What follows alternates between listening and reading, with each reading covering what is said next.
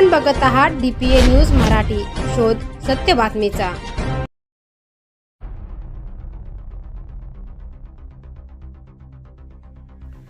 दरोड्याच्या गुन्ह्यात एका वर्षापासून फरार असलेल्या सराईत गुन्हेगाराला नाशिक रोड युनिट गुन्हे शाखेने मोठ्या शिताफीने देवळाली गाव सुंदर नगर येथे ताब्यात घेतले आहे।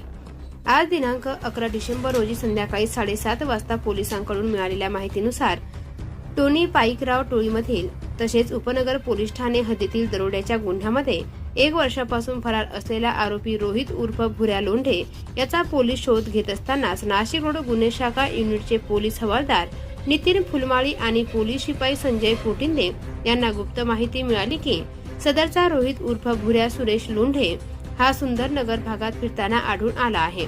त्यानुसार वरिष्ठांच्या मार्गदर्शनाखाली वालदेवी नदी व सुंदर नगर भागात सापळा रचण्यात आला। एक मोटरसायकलवर बसून येत असताना नितीन फुलमाळी यांनी लोंढे याला ओळखून त्याला ताब्यात घेतले। पुढील कार्यवाहीसाठी त्याला उपनगर पोलीस ठाण्याच्या ताब्यात देण्यात आले आहे।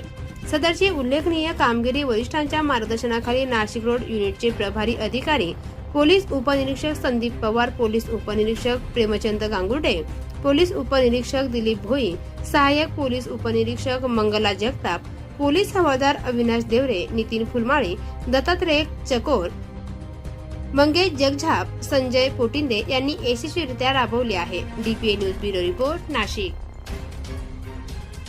ताज्या घडामोडी व अपडेट जाणून घेण्यासाठी आताच DPA न्यूज चॅनलला सबस्क्राइब करा आणि बेल आयकॉन क्लिक करायला विसरू नका।